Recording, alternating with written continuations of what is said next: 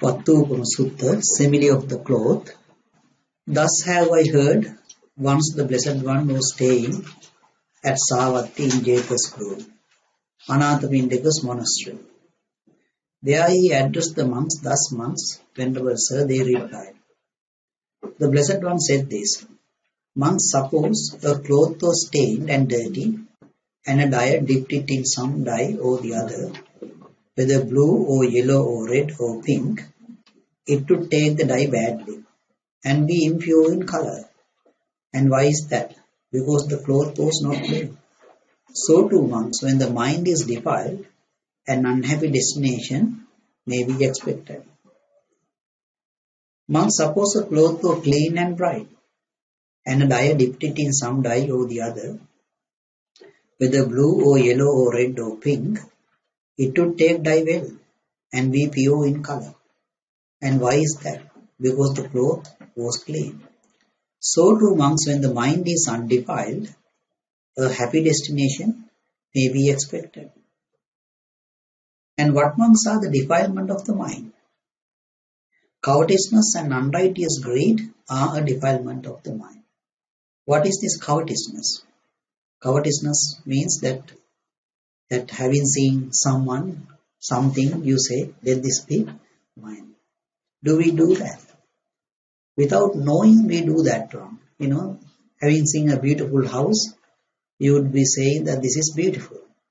In other words, what you meant is that if I have money, I am happy to buy this one. So you have to look at your purse, and if you don't have money, you don't. But if you get a chance, you will buy it. So there is this covetousness. This covetousness can be marked in this diagram. First we will explain the diagram and then we will mark it. So in this diagram you can see there is this 4 nutriments. Physical nutriment, contact as nutriment, mental volition as nutriment, consciousness as nutriment. Because of this, we are going for bad ways, which we are going to learn tomorrow. So this is the first part. What is this physical nutriment? This physical nutriment is the food that we are eating. This is the physical nutriment. Not only that, but also you can see if you have a chicken in your backyard, then you would kill it and eat it, then the chicken becomes a physical nutriment for you. Similarly, you give your body to a crocodile, it would eat it. So you become the physical nutriment. In other words, that these beautiful persons are the physical nutriment. There is this discourse called Sun-Splash discourse. There Buddha explained. And Buddha is saying that suppose there were a father, mother, and a son going through a desert path with some food, provisions. And then halfway through their provisions, they dwindled and they don't have food anymore. So they are actually thinking, we all 3 of us are going to die. Let us kill this dearly loved son and eat the flesh of the son and then cross the desert. So they kill the son and eat that meat. And then Buddha is asking, are they thinking they are actually eating a good food? So they are actually beating their breast thinking, where is my son? Where is our son? And so on. And Buddha said that is how we should be understanding the physical nutriment.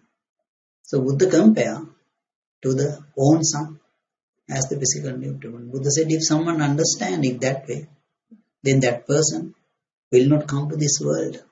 That means he become a never returner. 3rd stage of sainthood will be going to the Brahma world. So the physical nutriment, then you consider this one as the beautiful person, the food as well as the beautiful person. And because of the physical nutriment, then you get the clinging to sensual desire. You cling to sensual desire. The food, for example, you cling to that one. So when you get the clinging to sensual desire, then those desires will become more and more. And that is called flood of sensual desire, the karma ogre. You see, one person in Australia, a European, was telling me that the best thing happened to this country was that various people came from various countries. When they are coming here, they brought their food. Now we enjoy all of them. We eat our food as well as their food. And in Sri Lanka now you can see today they are eating Sri Lankan food as well as all the rest of the world food they are eating. So you can see it become more and more. So they become the flood. Now imagine that you are in a house and then this tsunami or flood is coming up. So then you are up to this nose level. Then you don't have any control. It will lift you up and take you with it. So at that time you get the barb of lust, raga, sala. So this barb of lust is something like that, young girl see a young boy and a young boy see a young girl. Then their hearts are beating. So that sort of scenario. At that time they can't actually, get out of that scenario. So when you have the barb of lust, this is the unbearable state of this flood. And when this one happens, you go and hold the physical nutriment. Because the physical nutriment is the one letting you come into the barb of lust. So you are going back to the physical nutriment. It's like you put one bite and you have a taste up to here. And after that one, you are actually putting another bite in. So you are going back to the physical nutriment when you have the barb of lust. So that is the first path. And then there is the second path, the contact as nutriment. How to understand the contact as nutriment? It is in that sun's flesh discourse. Buddha said that a skinned cow, if you take a skinned cow, if that cow is nearby the parapet wall, the creatures in that wall will bite her. If that creature go underneath the water, then the creatures in the water will bite her. If the creature is, the skinned cow is in the open air, then the creatures in the open air will bite her. So wherever it goes, it is by those insects and so on. So we are like that. We are like a skinned cow. Because our eye, this is the skin removed. So whether you like it or not, you see forms. Whether you like it or not, you hear sounds. So it's like skinned cow. So that's how we should be understand. So now here we are actually saying we are going down always. Contact as nutriment going down. But it is not so. It is actually going to the right first. For example, let us say there is some sort of food in Afghanistan. You have not heard about it. You did not see it. And in that case, do you get any idea about it? Any feeling about it? No. So, in other words, you've got to have the physical nutriment. You've got to have the contact. When you get the contact, you get the feeling. When you get the contact, you get the perception. This perception perceives the feeling as well. What one feels is what one perceives. From the perception, you get the mental volition. So you coordinate with feelings and perceptions. It's like that you are going to a park and a sort of a place where they are selling certain things. And you see some people are actually licking something, some sort of ice cream or something tasty. Looks like tasty. So then you also feel like doing that. And so in other words, you get the volition. I will buy one of those things. It coordinates your feeling and your perceptions. And when you get the volition, then you get the volitional formations, sanskara. From the volitional formations, as we learned today, it constructs the consciousness. So now you can see the flow of these ideas is from left to the right. Then why are we actually saying that we are going down? Physical need to click into sensual desire. There are certain paths when the consciousness comes to arise. There are certain paths we have not marked over here. You don't need them. But it's like going there, coming back like a roundabout. So just forget about the roundabout, then you can see it is going down. So the contact as nutriment, then you get the feeling, and then you get virtue and duty clinging. Sila Vattupama in Bala. Virtue and duty clinging. What is this virtue and duty clinging? This one is holding the future. You see, when you have a happy time, then you hold the future. For example, let us say that early days in Sri Lanka, for example, on a Sunday, one not going to the work and a relaxed time, going to the fair and get these vegetables and so on, and come back home and then they cook it, and then going to a sort of river or something, have a bath, coming back, they eat that food in a relaxed mood. So let us say husband and wife didn't have any fight, and then the children are good and they are actually studying and sort of thing, and then all are eating together and a happy meal, and at that time they hold the future. Today is good, tomorrow will be like that one. So this one happened to us when you were very small.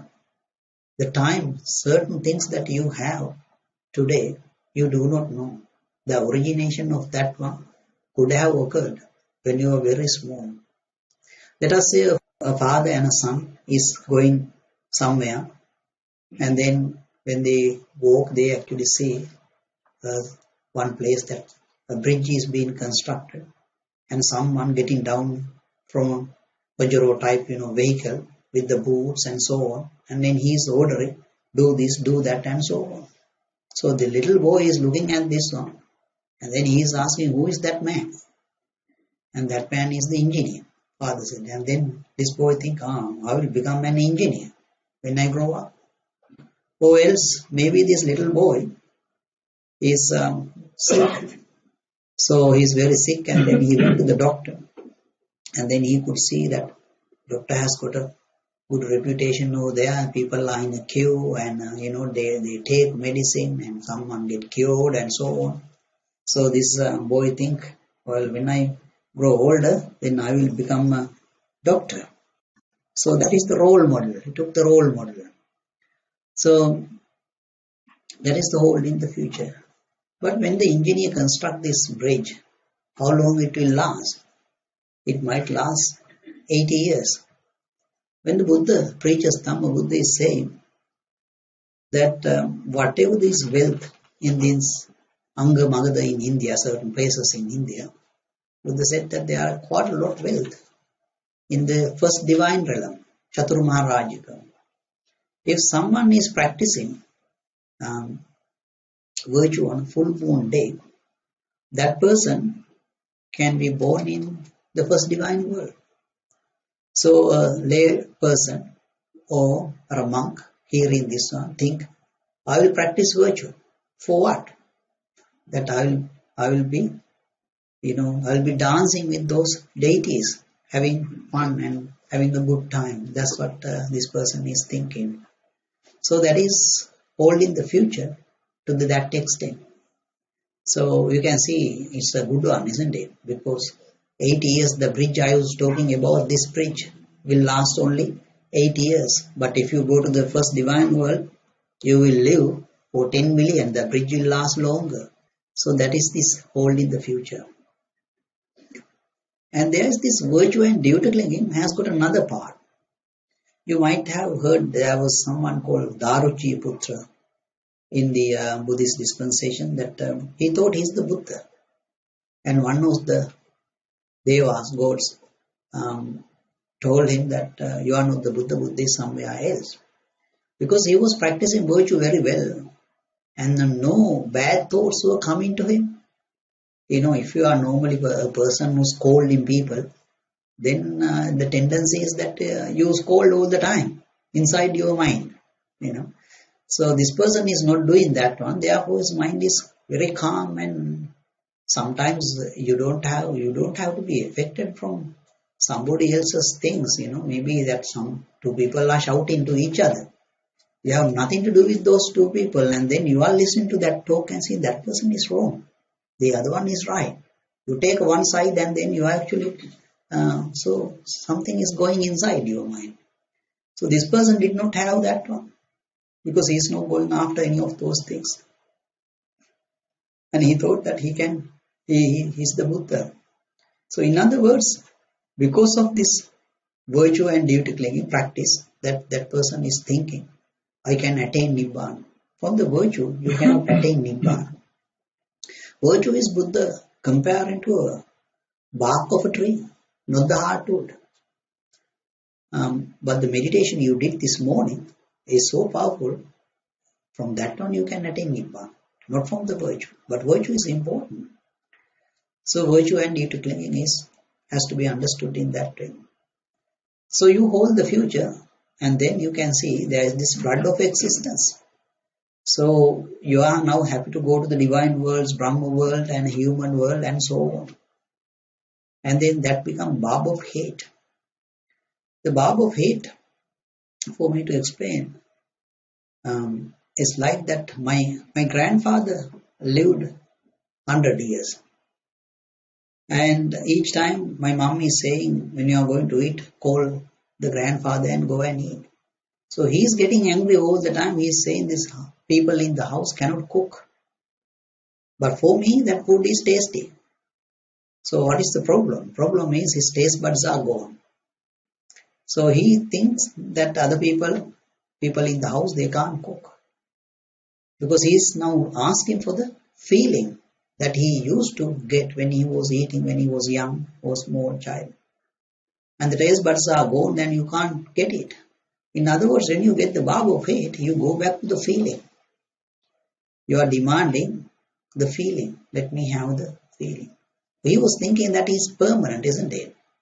Each time if you go back, that means going and coming back means it is spinning with the feeling. So that generates something, the perception of permanency with that one, because you are demanding the same thing.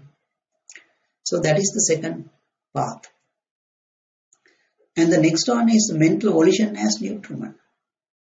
So when you have the mental volition, remember that mango example that we were talking about this morning.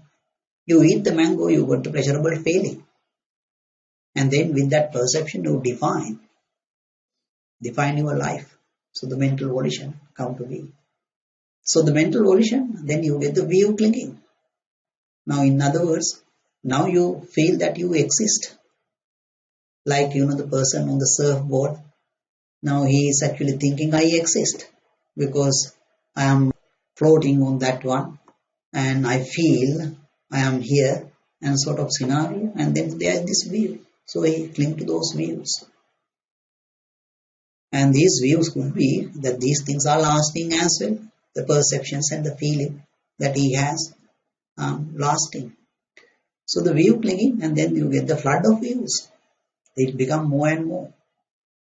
And when it comes to unbearable state, it's called barb of views. Ditti salla.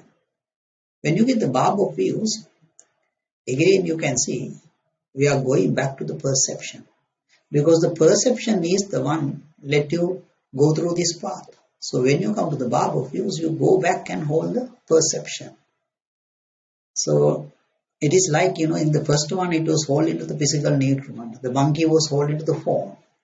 And the next time it is going to hold into the feeling, the second one. Then third one it is hold into the perception. So the barb of views will result in hold into the perception, which we will be touch upon again in tomorrow. And the volitional formations that construct the consciousness. So here there is the self theory clinging. Having perceived the self, you would cling to it. Like the person on the surfboard.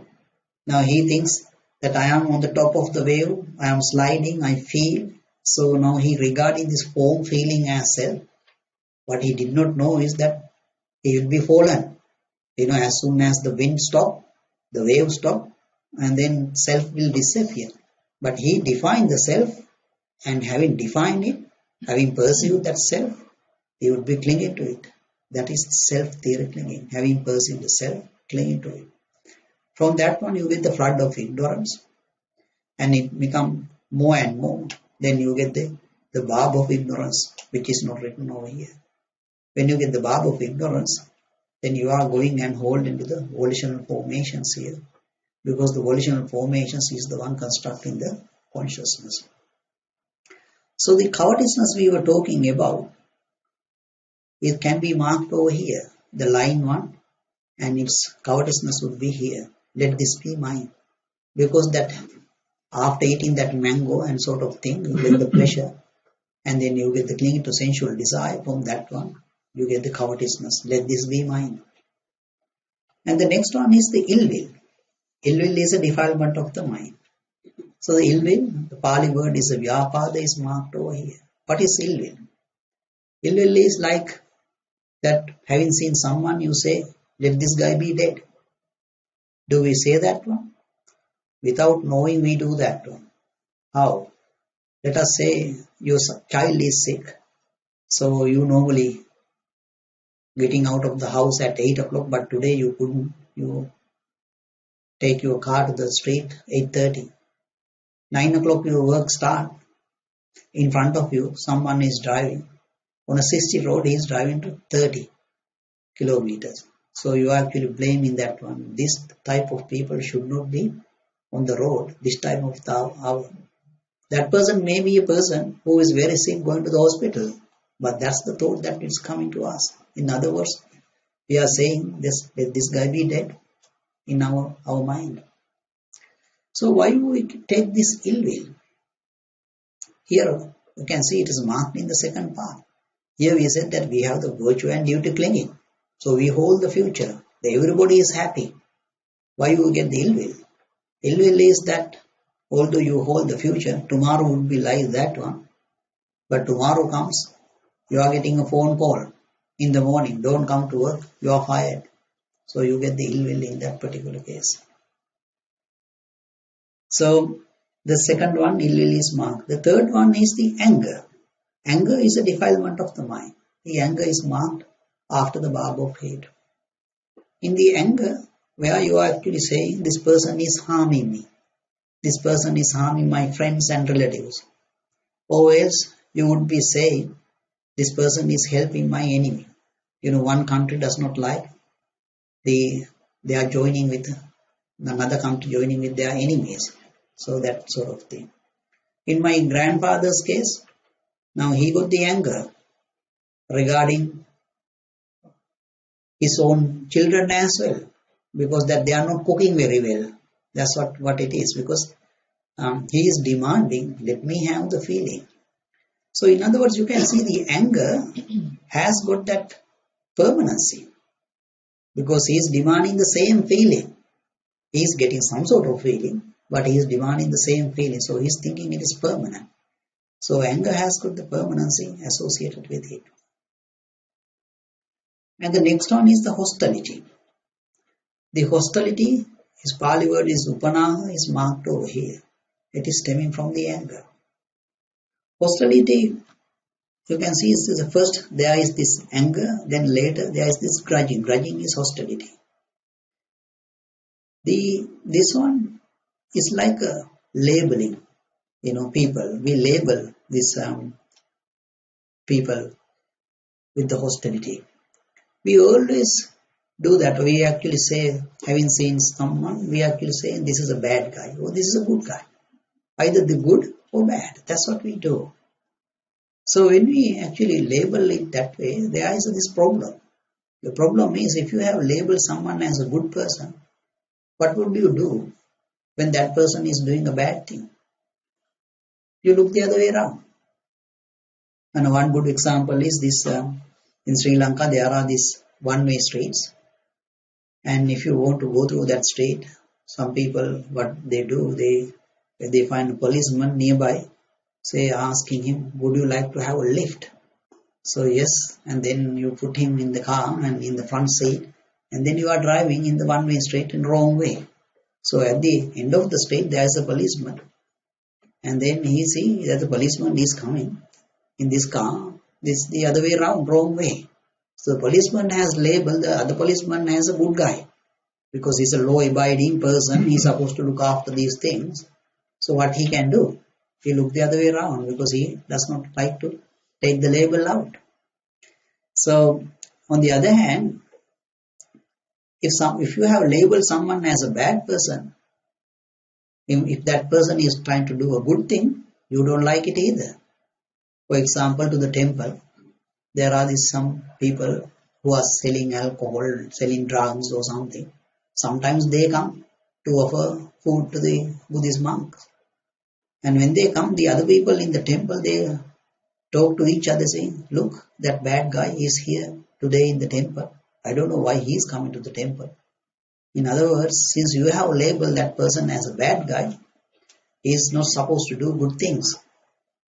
But Buddha does not do it that way. Buddha does not label anyone as a good or bad. For example, if Buddha labeled Angulimala, who killed 999 people, as a bad person, then he can't become an arahant. Buddha is saying the actions, not the person. The killing, stealing, those actions are bad, not the person.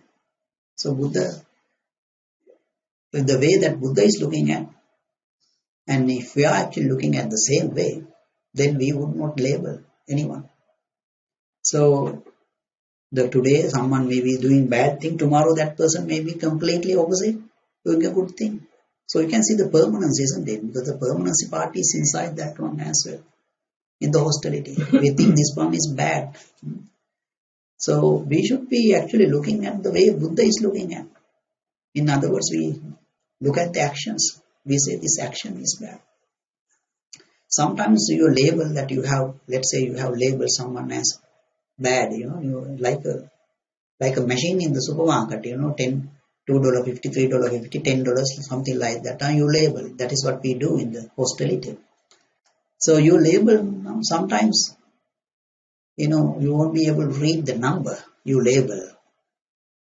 One instance would be that you have labeled someone as a very bad guy, but one day when you are about to be collapsed, then that person is actually offering you a chair. You are about to die, that person is offering you a glass of water. In that case, you are saying to your friend, I thought this guy is really bad guy, but he is the one actually gave me the chair. He is the one gave me the water. So that your label, you can see the number 10 is no longer, you can read it, but label is still there. It take a long time to put on the label. So hostility. Inside this hostility, you can see there are differences in volitional formations. You see, if I am a person who is drinking alcohol and another person is coming and he is drinking alcohol, would I label him as a drunken fellow or something? No, because I am drinking, he is drinking, both are fine. But if I am not drinking alcohol, if the other person is drinking alcohol, then I would be labeling him as a drunken fellow. So you can see there's this differences in volitional formations triggered this one. So that characteristic is inside the hostility. In other words, hostility is because of the differences in volitional formations, sanskara. And the next one is the derivation. The derivation is marked over here, makka in the Pali word, derivation. Sometimes this is translated as the contempt. The contempt, if you look at the dictionary definition of the contempt, it says the feeling that a person is worthless. And if you look at the meaning of the derivation, it says the perception or treatment of someone as being little worth. Here we are talking about the perception. The other one is the feeling. So the correct word is the derivation, because it's the perception that it is little worth. So now, either way, the exact meaning of the Pali term cannot be written in English. So what we can do to understand this one, we take a couple of examples. First one is, let us say that I am working in an office and I have a qualification, degree, and then let us say I have experience. And there is a colleague of mine, he got the same qualification, but he is less experienced. So there is a promotion in the office, and both of us are applying to the job. And in the interview, this departmental head decide, although the other person is less experienced, he is clever for this job and suitable, and that person give the job to that person. Department head give the job. So I'll be silent. You see, in the world, there are certain jobs. You can't get whatever degree you pass, you can't get that job. Whatever experience you have, you can't do that one. One thing is the kingship. You can't become a king by passing decrees. So there are certain jobs like that. To become a king, you got to be born in king's family.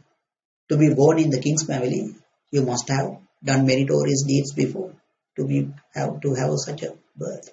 So maybe the departmental head is picking up some skill sets, good qualities like that one and giving the job. I'll be silent. Now he is actually working on that level, and let us say 3 months or so, someone in that section coming running to me and say that job must have been given to you. That person is not qualified. At that time, cat will jump out of the cage and say, yes, it should have been given to me, not to that one. He is not qualified. So I am taking the qualities out at that time. Am I taking the qualities out of that person? When you actually examine him, you actually see that you are taking the quality out of the departmental head, because he is the one who decided that person is suitable for that job. Who am I to say this one that he is not suitable? Because then I must be the departmental head to say that. That departmental head may be the person who chose me as well. He gave me the job probably in the first instance. In that case, I had a good faith about him as a good boss, good person, because his consciousness was, flowing in my direction, permanently, but flowing in my direction. Now his consciousness is not flowing in my direction, it's going to my colleague. So I thought that it is always should come to me. So there's some sort of permanency associated with it as well. So I'm sort of taking qualities out of that person, so that from that example you can see that is the derogation external. Derogation internal is that more harming than that one. Let us say another example. There are two monks, senior monk and the junior monk. Junior monk, when he is going on alms round, he see a beautiful lady. Having seen that one, then he got this thought about her, and then disrobe, and then get married to her, and then have children, and live a lay life, disrobing himself. The senior monk, when he is actually going in the alms round, he see previously the monk, now the lay person, and having this household life. Now the senior monk is blaming that junior monk, saying, you didn't have any faith about Buddha, you didn't have this concentration, wisdom, effort, and so on. So at that time, that this lay person, the monk here, he is actually saying, Bhante, I have my mom. My mom is living. In other words, what he's trying to say is that he has to look after his mom. That's why I disrobe. According to Mahanidesa, that is the biggest lie. It is because he want to go in this samsara, birth to birth, so he actually disrobed. But now he is telling a different story. So although he escaped from the monk, senior monk, when he was actually walking home, he get this thought, because of this woman, I got into this particular mess. When I was the monk, it was really good. I had this faith about Buddha, I had the concentration, wisdom, and so on. Now all those things are gone because of this woman. He might go home and have a fight. Even though if he does not fight, and at the night time when he is about to sleep, he remember my faith, wisdom, concentration, mindfulness, effort, all those things are now gone. So that is the derogation, the internal. It's like taking the qualities out. Now, when you look at the first example, as I pointed out, that we were thinking that the department handle, I had the faith when his consciousness was flowing in my direction permanently. I was thinking it is permanent, and when it is actually going to the other one, then I take the qualities out. So in other words, derogation is because of the anger. Anger has got the permanency. You see, it is attached to this feeling, and then you are actually demanding the same feeling. So therefore there is this permanency. Whenever we have the spinning, then we have the permanency. What is spinning? Physical need to man. You come to the barb of lust and you are going back to the physical nutriment, that means it's a spinning.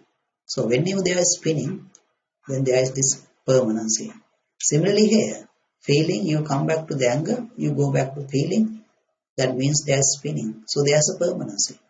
So that permanency is inside the derogation, because that the consciousness, stream of consciousness was flowing in my direction before. Now it is no longer. That's why I actually removed it. So the derogation is stemming from the anger. Using the first example, you can analyze it and see it. And then next one is the disparaging. Disparaging is marked underneath the derogation over here. The palasa is the Pali word. So this sometimes translated as insolence, and it is normally says one having been low considered equal to those born high or something like that one. So it's just this one resulting in the disparaging. The best way to understand that one is to use a couple of examples. The one example is that, let us say that I have a friend, and that friend later on get another friend, which I don't like.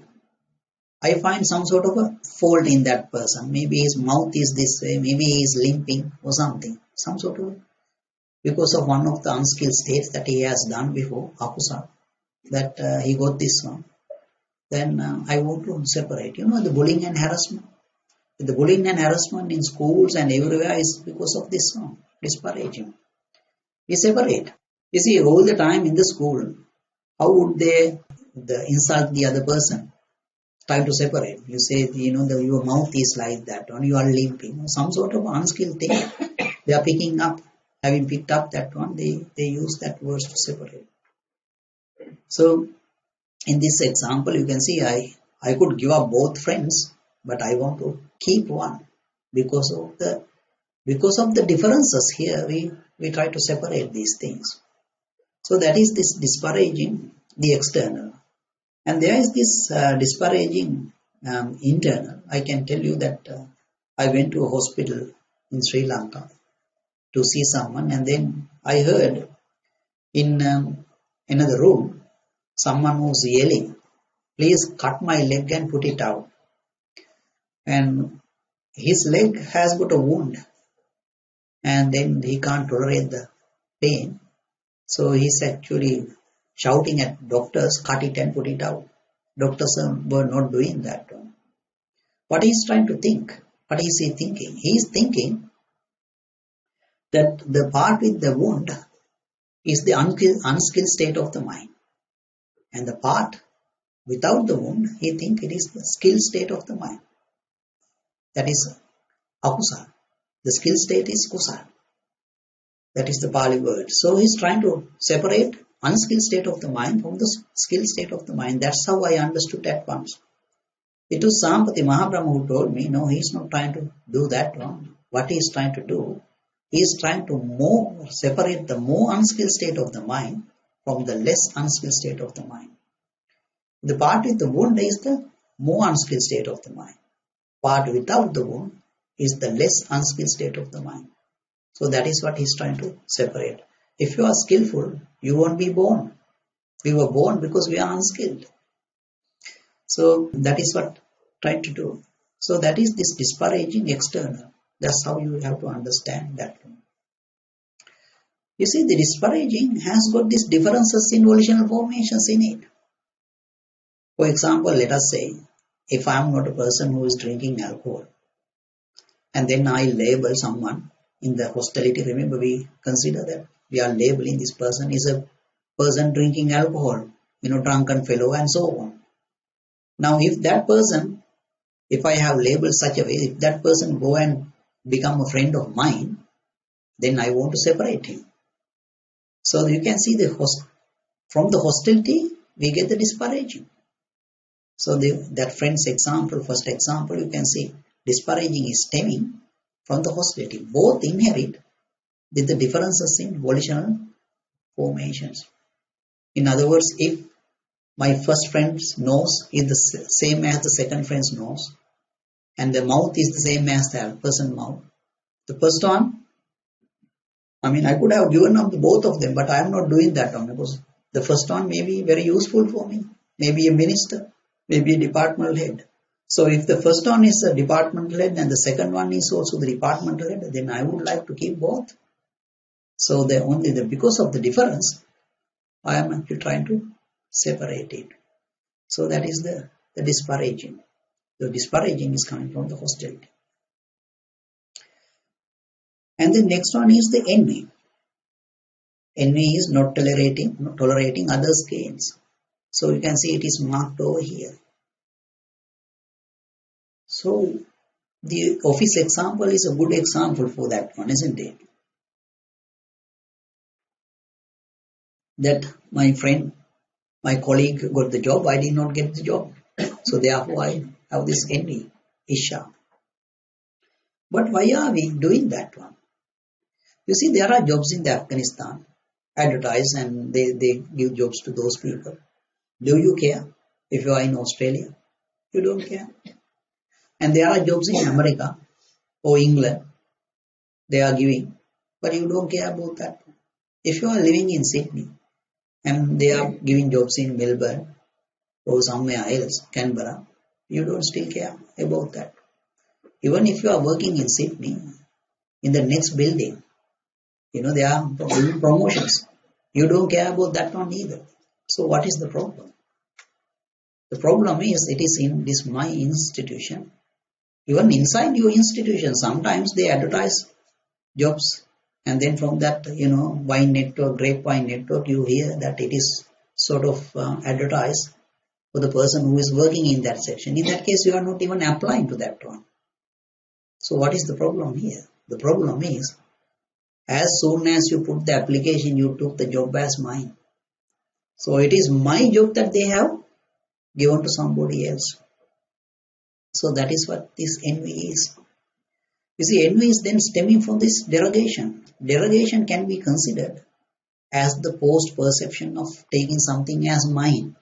When you take these things as mine, and then it actually creates sort of identity view, lead to the identity view. So you can see the derogation can be sort of contemplated, as a post-perception of taking something as mine. So the envy is because of the derogation. As soon as I put the application, I took that job as mine. So my job has been given to the other person. That's why you envy. And you can see the derogation had the permanency. Because the derogation is stemming from anger. Anger had the permanency. So therefore permanency in derogation. And so the envy then inherit that permanency. How do we understand that? You can see as soon as you went to the interview and then you come out and then you hear that you didn't get the job, but somebody else got the job. As soon as he got the job in that interview board, he collapsed and died. Then you don't have envy for that person. So you can see the permanency is there. On the other hand, that gain, because there is no tolerating the others' gain. For example, let us say the departmental head said in the interview board that I am not giving you this job, but I am giving you the same similar job, the same salary, no differences, but in a different section. Would you care? You say he got that job over here, I got that job over there. No problems, isn't it? So you are actually thinking that person is having a really good time, some good feeling, and you are separated from that one. That's why you actually have this envy thing. But is it worth actually having the envy for anyone? You see, if you didn't get the promotion, 5 o'clock you take your bag and go home. By 7 o'clock you cook and you eat. What happened to the person who got the promotion? 7 o'clock he is in the office. He couldn't even eat. I saw this one in my office. There was this one person who was promoted. And he is there when we are actually going home. 5 o'clock we are going, he is there. We come back in the morning, he is still there. He is working up to 3 o'clock. He is a European person, working up to 3 o'clock in the office and then go home and come back at 5 o'clock. If you talk to him in lunchtime, he's sort of sleepy head. Is that much. So you are actually thinking that person is enjoying, having a good life. Actually, is he having a good life? You see, whatever thing you are eating a plate full of rice. Even you get the billion, still your stomach will not expand. So that's the same thing you are eating, and the happiness is not coming from that money. So you can see the envy has got the permanency associated with it. So the envy is stemming from derivation. The derivation is stemming from the anger. So those three things are linked to each other. And then the next one is the stinginess. Sometimes it's translated as avarice. So stinginess is marked over here, the material. And that one is fivefold. The stinginess, sometimes translated as meanness, and there may be meanness concerning dwelling, family, the gain, the reputation, and the doctrine. So the stinginess regarding the gain is an easy one for you to understand. Let us say some vendor is selling two types of cans, and when he actually sells the one type of can, he is getting sort of a $10 profit, and another can he is getting $5 profit. But when people eat that the can with $5 profit, it is good for them because less poison in it. $10 one is harmful. Which one vendor is actually selling? Vendor is actually willing to sell the $10 one because he is getting the $10 profit on that one. What he did, he actually separated the $10 one, $5 one. He separated and chose the $10 one. So you can see it is stemming from disparaging. In the disparaging, you are separating. And so the stinginess is stemming from disparaging. Disparaging is coming from the hostility.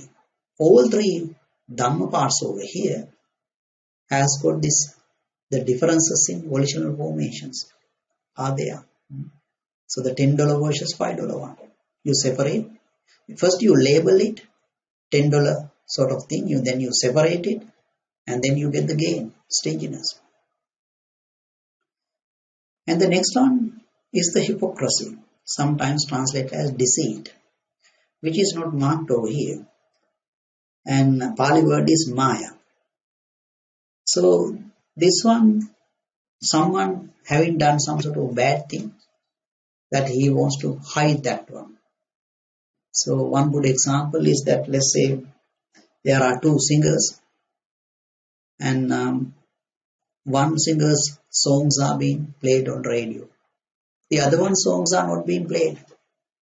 So in that case, the person whose songs are not being played, what she does, she is going to this radio people, have contact with them, and offer them a bottle or give them a lunch or have sexual misconduct with them.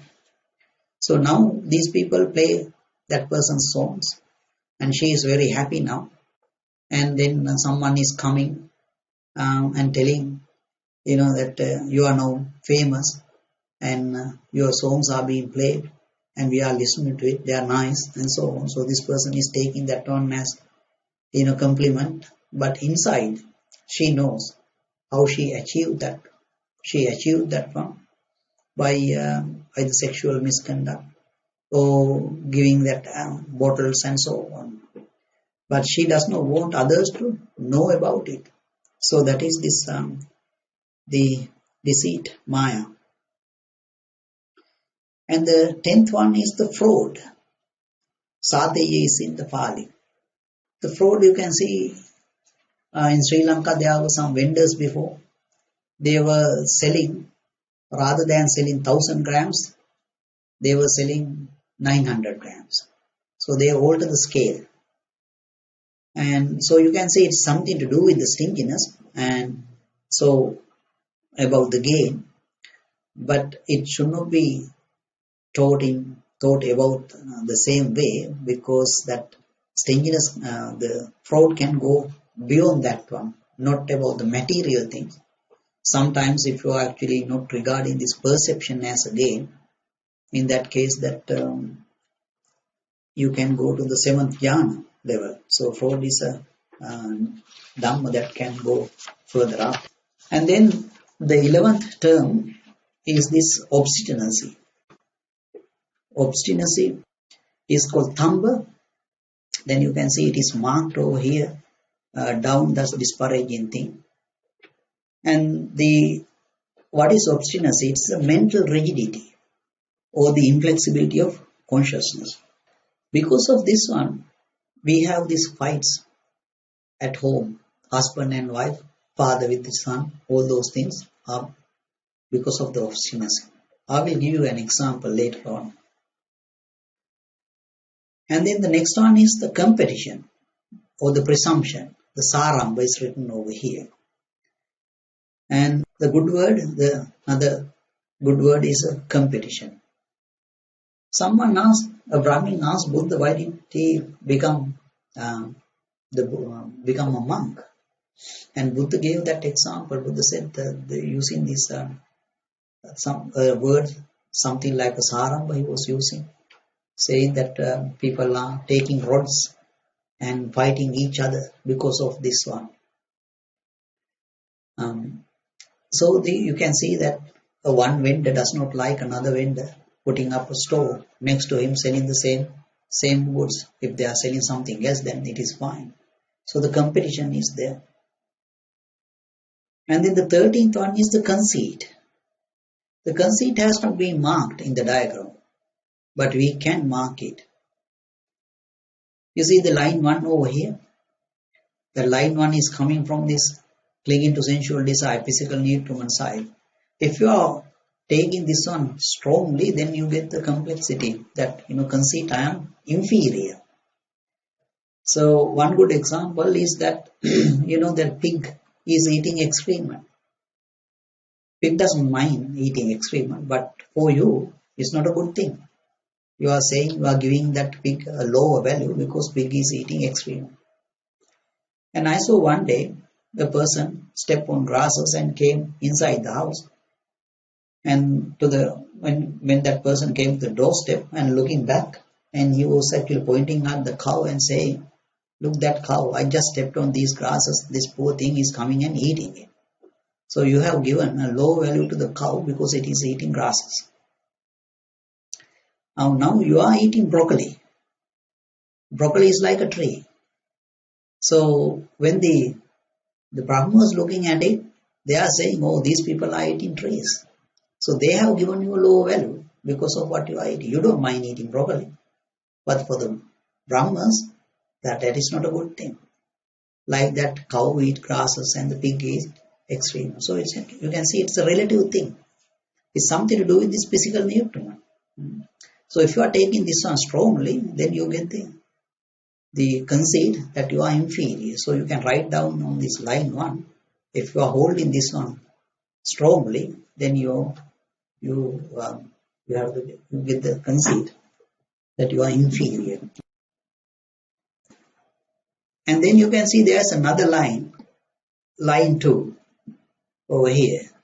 If you are holding that one strongly, then you get that you are equal. Conceit that you are equal. How do you get that one? It is something to do with this virtue and duty clinging.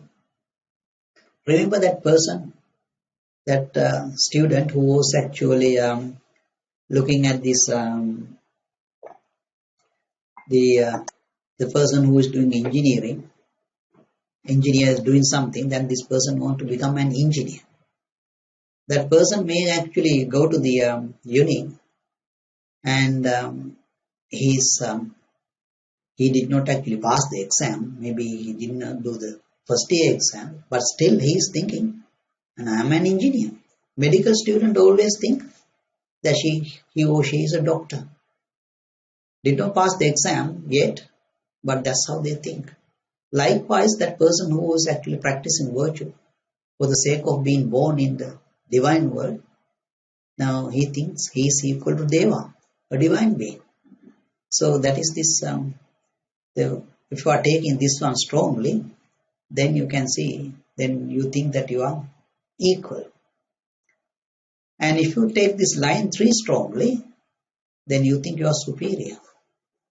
In other words, you've got the views that I am tall, I am beautiful, I am young, and so on. So therefore there is this, the conceit. Oh, I have dhyana, you don't have it, and so on. So it can go in that direction. So you can see the inferior, and then the equal, and the superior, the line 1, line 2, and line 3. And then the 14th one is the arrogance. Atimana is the Pali word, the excessive conceit. So you can see the arrogance is marked over here. In the 3rd line, down below, there is this arrogance. How do we get the arrogance? If you take a 16-year-old girl, if she is beautiful, then she is arrogant because of the beauty. Not everyone, but some. So the actual condition for this one, for the arising of arrogance, is the lack of virtue. In other words, killing, stealing, sexual misconduct, all those things is the condition for the arrogance. So, from the arrogance, you can see there is this obstinacy, there is presumption. Now, I said I will give you an example why father and the mother fight each other, or the father and the son fight each other, so on. Let us say to my house tomorrow for the dinner, some people are coming. And then my wife is telling tomorrow morning, please go and buy an ice cream. Some people are coming to the house.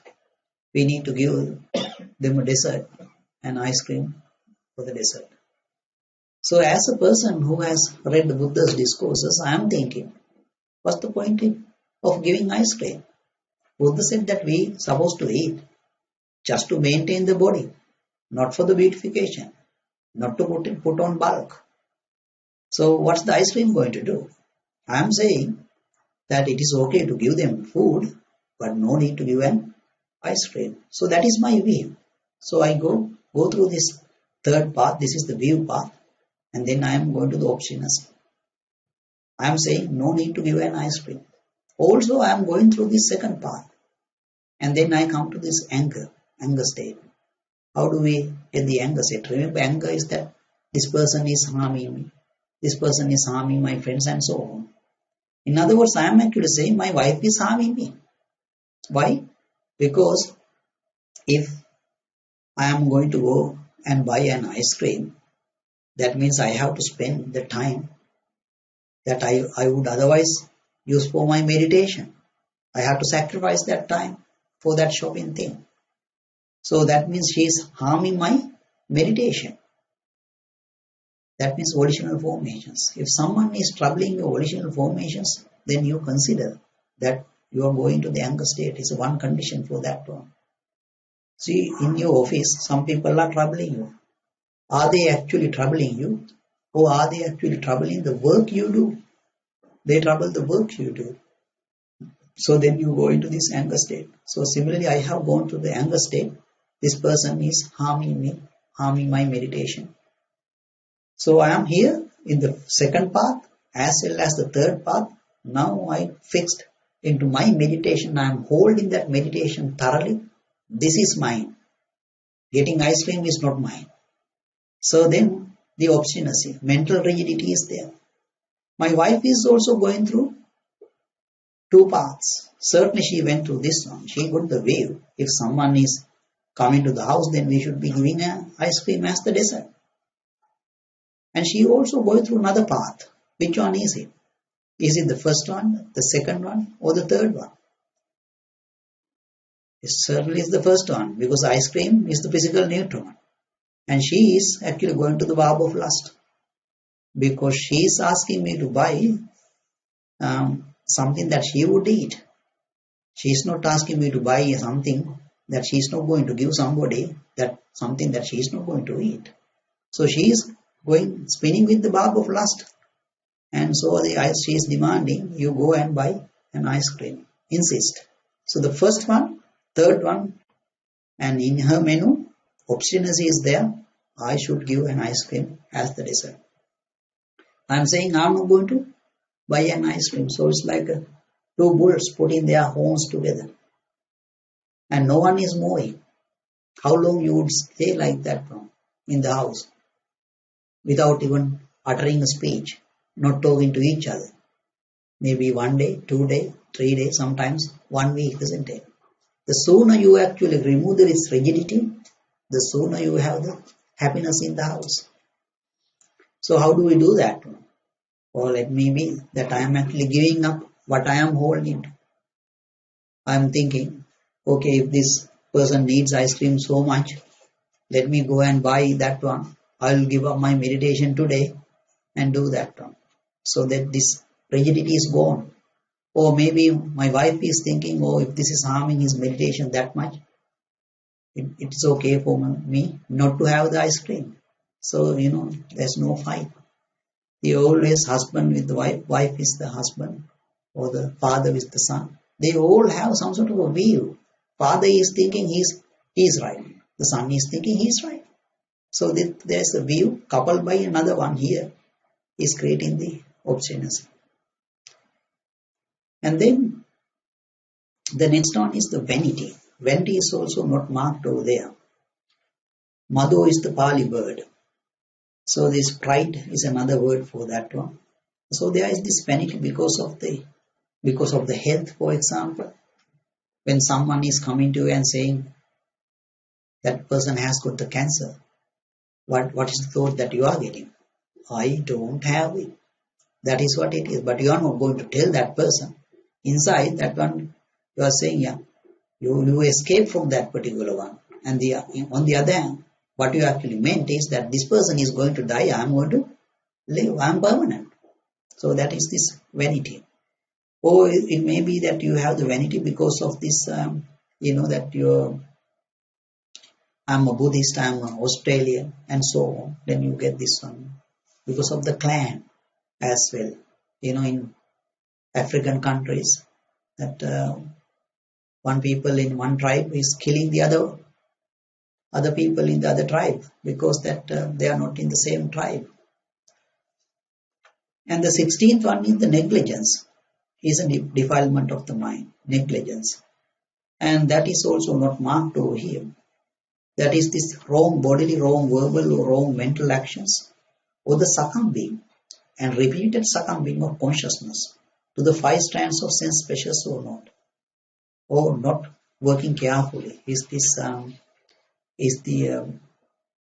negligence. For example, sometimes you see parents are saying this child is negligent because that person is not studying. That person is watching TV, playing games and so on.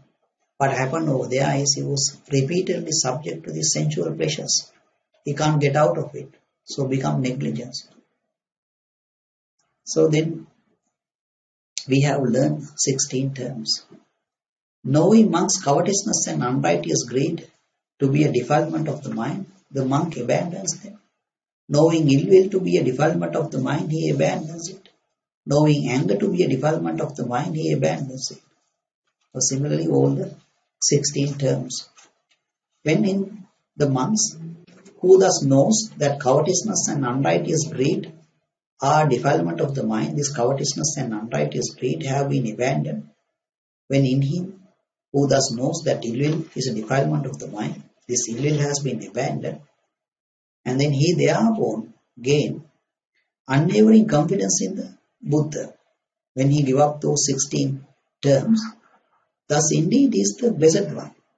He is accomplished, fully enlightened, endowed with clear vision and conduct, sublime knower of the words, the incomparable guide of men who are tractable, the teacher of gods and men, enlightened and blessed.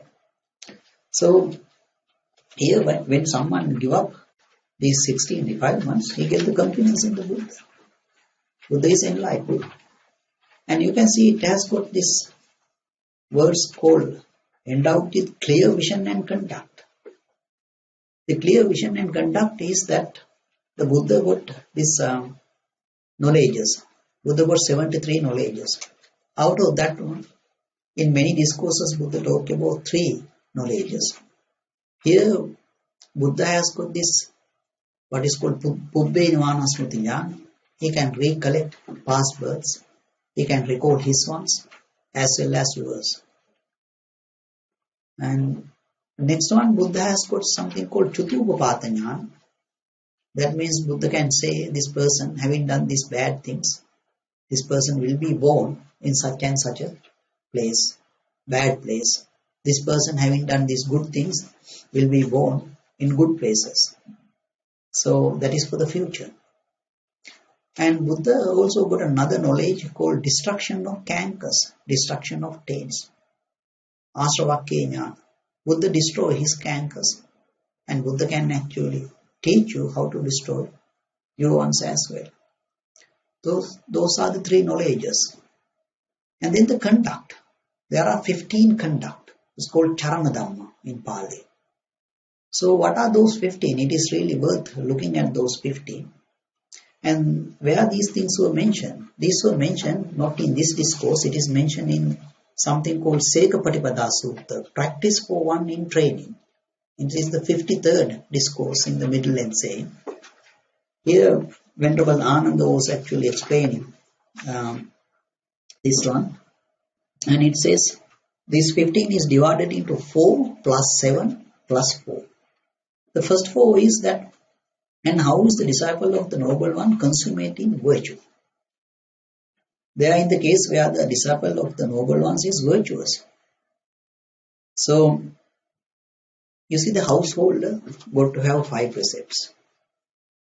And if you are going through the Eightfold Path, those 5 precepts are not enough. Not only you are refraining from lying, you need to refrain from harsh speech, frivolous talks and slander. And if you have this right livelihood, there are quite a lot of virtue you need to have. A monk should have quite a lot of virtue. So that is the first one. The next one is the Noble One guard the doors of his sense faculties, on restraint of faculties. That is the second one. Then what happens if you don't guard your faculties? You see something from your eye, some person, beautiful person.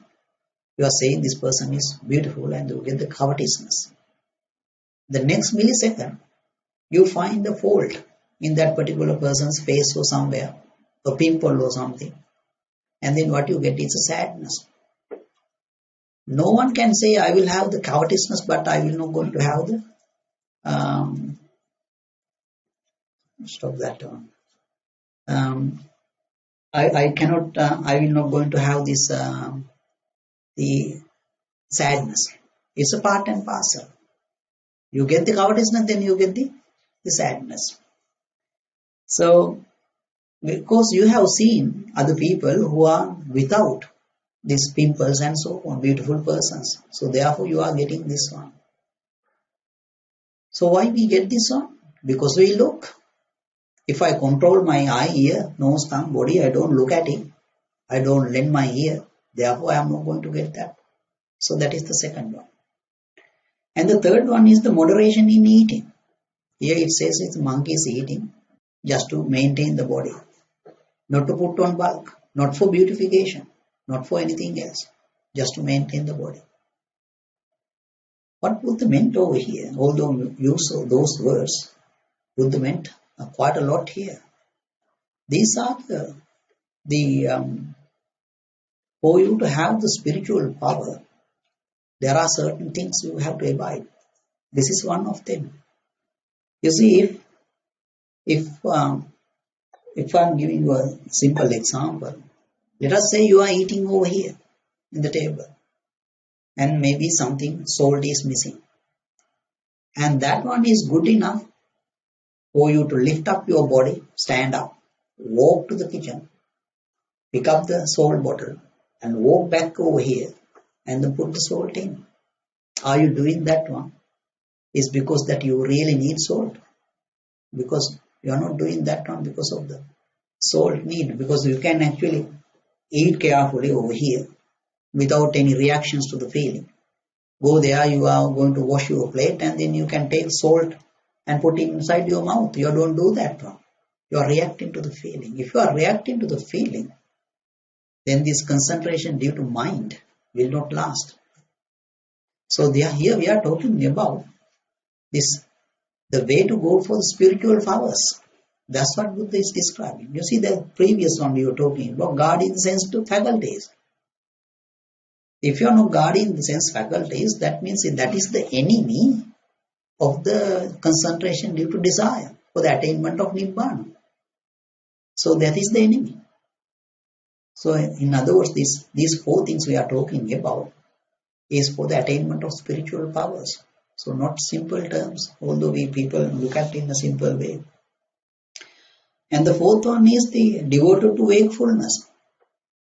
In other words, a monk having spent the whole day not to have this sensual thought, ill thought, sensual desire, ill will, the sloth and torpor, the five hindrances.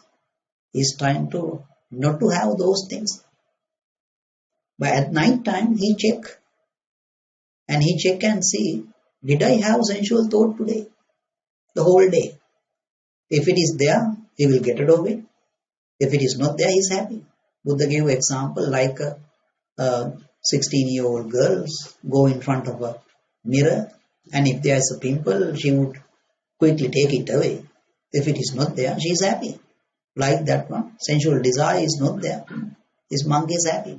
If it is there, then get rid of it. Like ill will. So 5 hindrances. With another one for the spiritual power. So we described 4. And there are another 7. 4 plus 7, that will become 11. What are those 7? First one is that this person has got the faith about the Buddha. Buddha's enlightenment. Buddha is an Arahant and so on. The second one, that person has got the shame, hiri, that ashamed of doing bad conduct like killing, stealing, sexual misconduct and so on. And the next one is that this person has got the, he feel concern, that is that for bodily misconduct, verbal misconduct and sort of thing. Killing, stealing. He is afraid of doing those harm. He has this fear of doing those things. It's called Vattupama.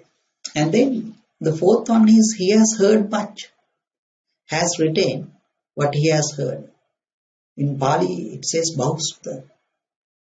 So these days these things are very important, because unless you have learned Dhamma from the Buddha himself, using those discourses and so on, if you haven't learned that one, then someone is coming and telling you some sort of a lie, you would fall for that.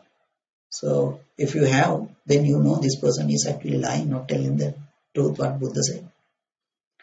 And the fifth one is that he has got the persistence eros, abandoning unskilled mental qualities, taking the skillful mental qualities. The effort. Remember the effort we were talking about this morning, the first effort to get rid of the sensual thought, ill thought and harming thought, not to arise them. So that is this effort we are talking about, the first one. And the sixth one, he is mindful. And he remember and able to recall to his mind things that were done and said long time ago. So that is this mindfulness.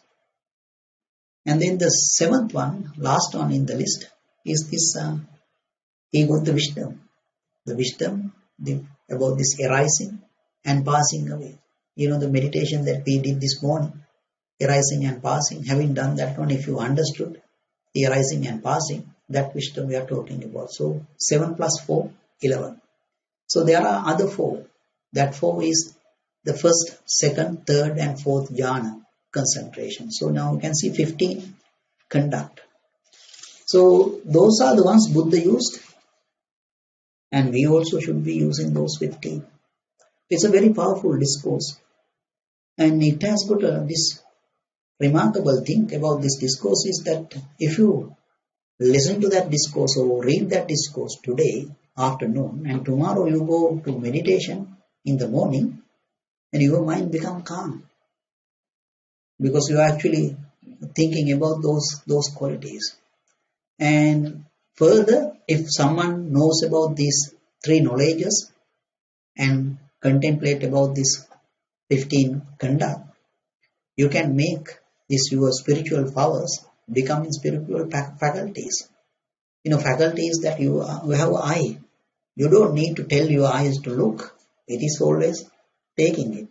You have a ear. So that one you don't have to say, listen. It is there. So likewise, we are talking about these faculties, not just eye, ear, nose, tongue faculties. We are talking about this faith, wisdom, that sort of faculties we are talking about. So the powers can be made into faculties by doing that one. It's a very valuable discourse. So that this person, incomparable guide of men who are tractable, the teacher of gods and men, enlightened and blessed. So we are talking about this, the meaning of this episode, Gatha here. So then it says that he gains unwavering confidence in the Dhamma. The well proclaimed by the Blessed One is Dhamma, realizable here and now, possessed of immediate results, bidding you come and see, accessible and knowable individually by the wise. This Dhamma is for wise persons. He gains unwavering confidence in the Sangha, about the order. The Sangha of the Blessed One's disciples has entered the good way, has entered the straight way, has entered the true way, has entered the proper way. That is to say, the four ways of men, the 8 types of persons. This Sangha of the Blessed One's disciples is worthy of gifts, the worthy of hospitality, worthy of offerings, worthy of reverential salutation, the incomparable field of merit for the world. So you can see here we are talking about the 8 types of persons. So only the enlightened ones are included in that one. The stream enterers, once returners, and so on. So when he has given up, renounced, let go, abandoned and relinquished the defilements in part, he knows, I am endowed with unwavering confidence in the Buddha, Dhamma and Sangha. He gains enthusiasm for the goal, gains enthusiasm for the Dhamma, gains gladness connected with the Dhamma. When he is glad, joy is born in him. Being joyous in mind, his body becomes tranquil. His body being tranquil, he feels happiness, and the mind of him who is happy becomes concentrated. So you can see there are these 5 words mentioned: the gladness, joy, tranquility, happiness, and the concentration. You see, the day that you give almsgiving, you are very happy because you're thinking about this. You have done this good work, good thing, almsgiving. If someone is coming and asking you another help, like food or money or something, you open hand, you give it. This is how our mind is. We close our purse inside it, we don't open it. If you open it and give, and having seen that the other person is becoming happier, you feel like doing it again and again. So the gladness has the ability to go for the higher gladness. So that is called rapture. So you get the priti, joy is coming out of that one. So the rapture is flowing from your head and so on, and that leads to tranquility. You see, when you sit down on that chair, if your back is aching, bottom is aching, then you feel like getting out and go somewhere. So, but if the rapture is producing in your head because of the meditation, you feel like staying here. In other words, what the rapture was doing, the taking your pain out of you. The pain is there, but you don't have any attention to it. So, why you are actually going? So you are going, you are looking for some other chair, comfortable chair. In other words, your consciousness is actually flowing through the other objects in the house or somewhere. So there must be a comfortable thing somewhere else. So it is going out. But the rapture is there. Then your mind is actually remaining inside. No need to go outside because its happiness is here. So you get the bodily tranquility as well as the mental tranquility. Or in other words, you get the inwardly composed mind. So when your mind is inwardly composed from the tranquility, then you get the happiness, sukha. So when person is happy, then mind become concentrated.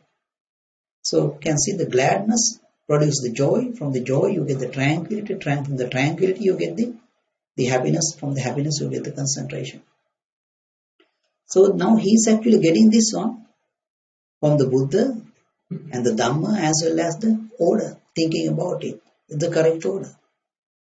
So if a monk of such virtue, such concentration, such wisdom, eats alms food consisting of choice hill rice together with various sauces and curries, even that will be no obstacle for him.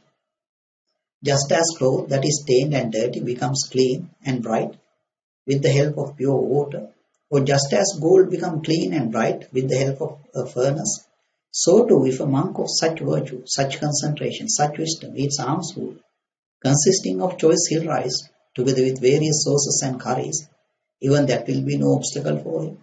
He abides, having suffused with a mind of loving kindness one direction of the world, likewise the second, likewise the third, likewise the fourth, and so above, below, around and everywhere, and to all, he abides, suffusing the entire universe with loving kindness, with a mind grown great, lofty, boundless, and free from enmity and ill will.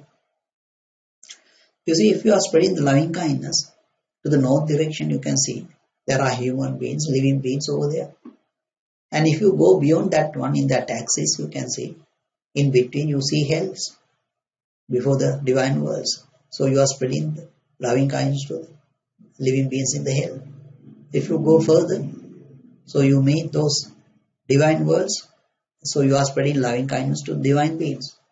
If you go further than that one, you see the Brahma world. So you are spreading the loving kindness to Brahmas as well.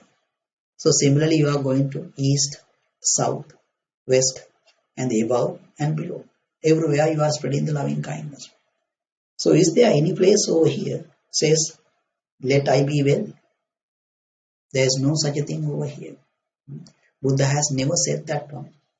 And if you look at the discourses, I have read all the discourses of the Buddha in the Sutta Pitaka. Nowhere Buddha said, let I be well. And in the Vinaya Pitaka, conduct, it is not there as well. And the Abhidhamma, I have read most part of it, but I can search and there's nowhere Buddha said. So never say it. Because it's a wrong thing to do that one. Spread the loving kindness to all the others. You can't lift up your mind by doing that one. Tomorrow, sort of in the third one, we actually discuss why it is wrong to spread the loving kindness to yourself. You are going after some sort of family. So you are not making it greater. So this person is now spreading the loving kindness, compassion, sympathetic joy and equanimity, one direction and other directions and so on. And now he understands that this metta, loving kindness, compassion, karuna, and the appreciative joy, mudita, and the upekka, the equanimity, they are all doors to get rid of this, Mara's cage. We are all living inside the Mara's cage. And so to get rid of this one, get out of that one. And these are the doors to the Nibbana. And he understands these doors as doors. They are not the Nibbana itself. They are simply doors. So that is what is said next.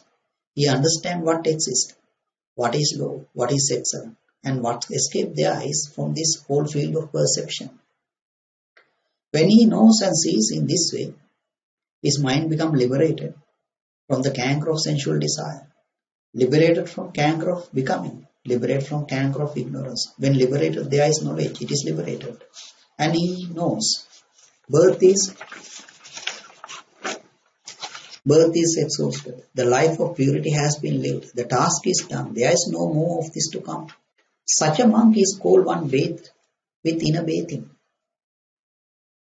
What Buddha says over here, although you have a shower or bath every day, it won't be cleaning you.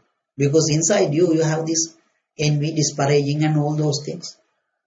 So, if someone get rid of these 16 defilements, then you had this inner bathing. Now at that time there was this Brahmin, Sundarika Bharadwaja, seated not far from the Blessed One. And he spoke to the Blessed One, and then he was asking whether Master Gautama is going to Bauka river to have a bath. And then Buddha was asking, what is the good, what is good Brahmin is the Bauka river. So then he was actually saying that Bauka river is actually producing good results, that it cleanses your bad things. That is that what people actually thinking. And even today you can see that some people are actually going to have this bath in India to those rivers. And Buddha said that, Gatha, Buddha said that a person who is doing these bad, evil things, and although a fool person may go there and have a bath every day, but it won't clean him. But Buddha said, O Brahmin, it is here, O Brahmin, that you should bathe to make yourself safe refuge for all beings. In other words, if you cleanse your mind from these 16 defilements, that's what you should be doing. If you speak no untruth, no work any harmful breathing things, no take what is not offered, with faith and with no avarice, that is stinkiness, to Gaya gone, what would it do for you? Let any wealth your Gaya be.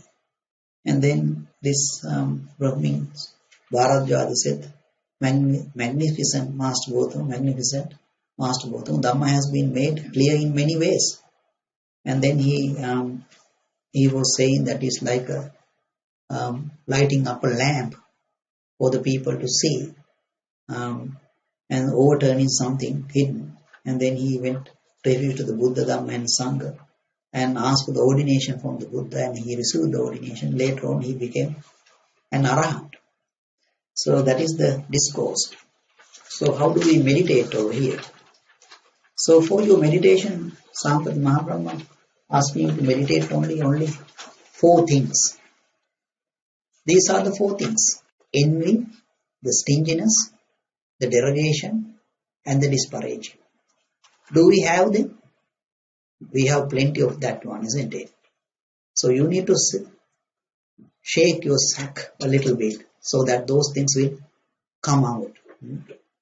So you take your own example, like a child, how you envy others, or like that office example, and how you envy other person got the job, you did not get the job, and so on.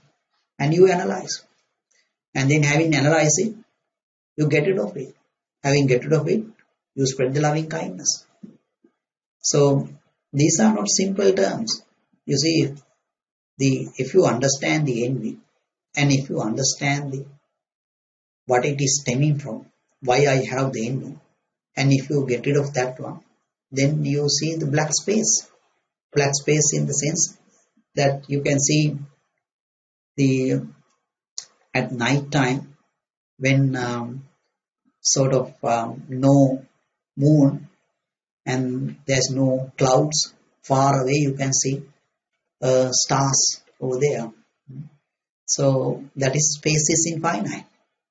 So you can go to the 5th jhana, concentration, and with noble understanding. What is the noble understanding here? That is the most valuable thing, that the envy is stemming from derivation. Remember that office example? I took that job as soon as I put the application, I took that job as mine. So it is my job, they have given it to somebody else. So because of the derivation, I get the envy. And if someone understands the derivation, and you dig in your mind that whether you have done this sort of thing, and having understood that one, and you find the cause for that one and give up the derogation, and then you can go to the 6th jhana level where you see the light. That light is your light. So what is derogation is coming from? Derogation because of the anger.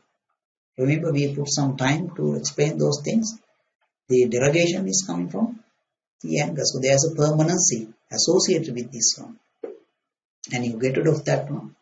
Now if you have done something bad to someone, like envy, derogation, and that person got damaged because of that one, some harm came to that person, What can you do to fix it? The only way to fix it is to spread the loving kindness. By spreading the loving kindness, then that is the way to undo whatever karma that you have done. So you spread the loving kindness. So you can see this one lead to the fifth jhana, and getting rid of that one lead to the sixth jhana. And over here, the disparaging, if you are getting rid of this one, palasa, do we do that one? Disparaging? We do quite a lot, isn't it? Husband disparage wife. Wife, his husband sort of treating the wife's relative as his ones. Earlier his husband got, I don't like that auntie. So he disparaged that one. He want to separate. And if his wife treating husband's relatives as her relatives, she always got that uncle. I don't like that uncle. So there is this disparaging. And even if you are disparaging your husband, your wife, and you are actually sometimes disparaging your children as well. Having seen some person, a man, treating his wife very well, then you are actually disparaging you, and that man is really good one, looking after his wife and so on. This person might have got a good quality, but you are actually removing that one and doing that one. I saw in Australia, and it was actually a sort of post-funeral thing, the gathering. And one child was actually offering a glass of water to his father. And there was another person, here father and the son, looking at it. So father knocked his son and said, look, he's a really good boy, isn't he? He's actually giving this water. Maybe this person is never giving his father water. So he wants to make him a good boy in the sense that he can have some water later on.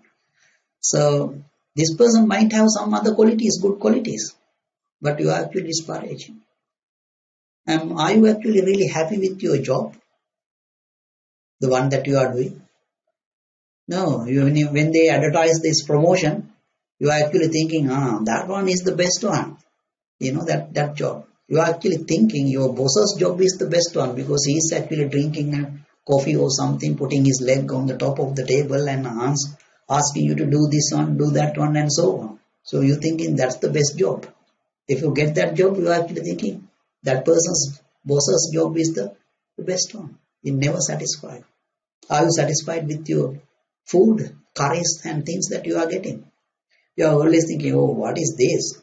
The one that I ate from that restaurant that day was a good one. Oh, the one that my mom made is a good one. So the previous one actually killing this one. So always you separate. So if you get rid of that disparaging, then you can actually go to the neither perception nor non-perception level of attainment.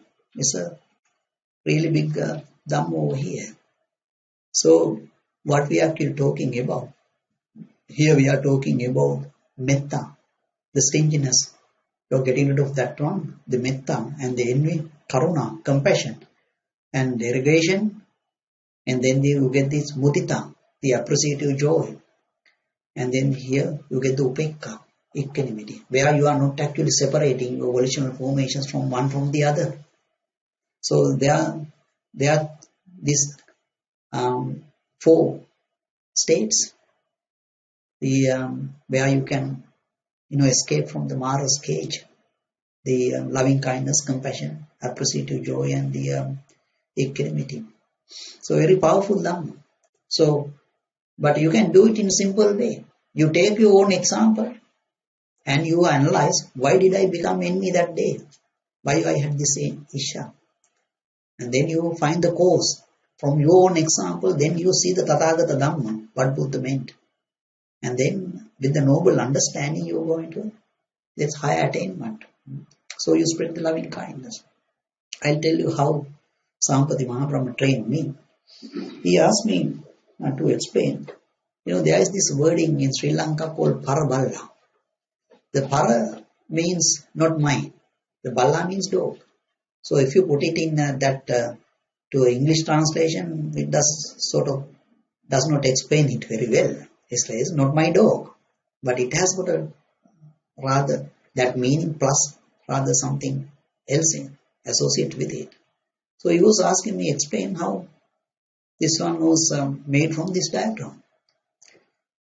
It took about 20 minutes that day for me to do that one. Then I took an example, in Sri Lanka, that those days there are these poor people come into your house, maybe 3 o'clock. They are hungry. So you give them a meal. So they eat, and then they look at this garden, some sort of a weed, they pick up some bit of weed and they go away. Out of gratitude, they do that on those days. And then next day also, 3 o'clock, around that time, that person is coming, eat something, and then, pick up those weeds and go. So a couple of weeks later, then you understand this person is not stealing from you and things like that one, so sort of trustworthy. Then ask, where do you sleep? And this person is saying, I don't have any place to sleep. I sleep underneath the tree. And then, you feel like constructing something for that one. Those days people have got this land, big lands.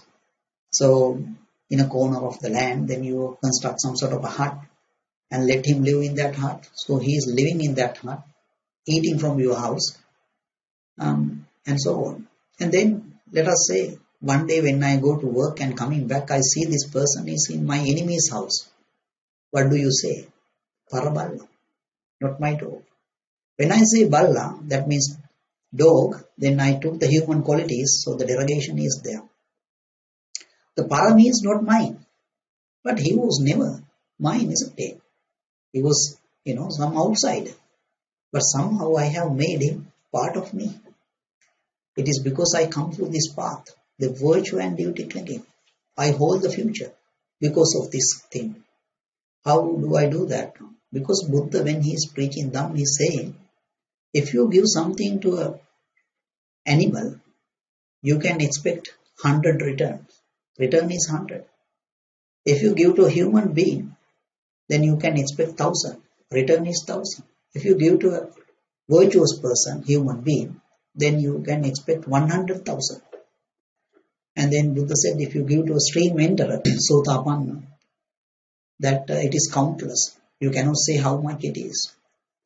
Not to speak about the once return, Sakudagami, never return, Anagami, and the Arahant, and the Buddha.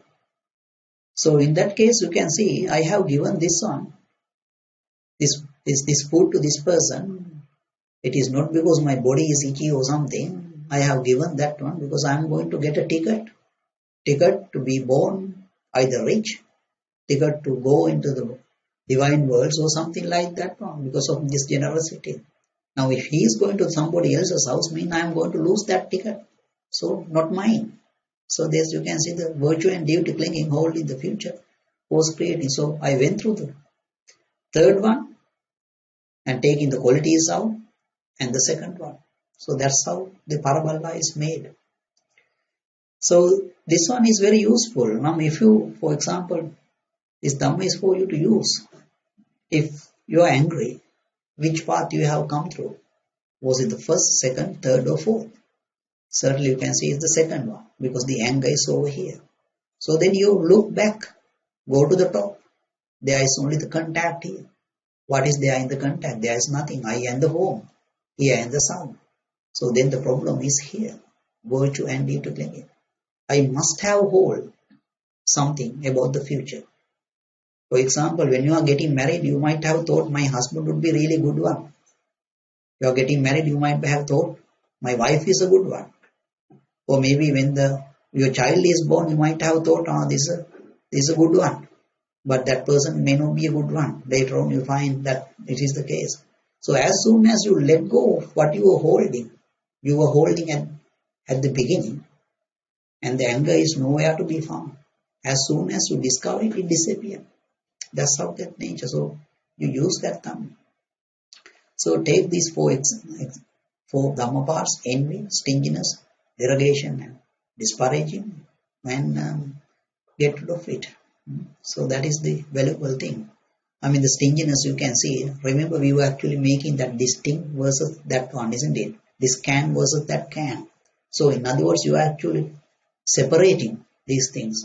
You are giving a value to those things. If you are not giving a value to those things, those differences. Remember this has got the differences in volitional formations. Stinkiness is from this disparaging. Disparaging is from the hostility. The differences are there in the stinkiness as well. This $10 tin profit one versus the $5 profit.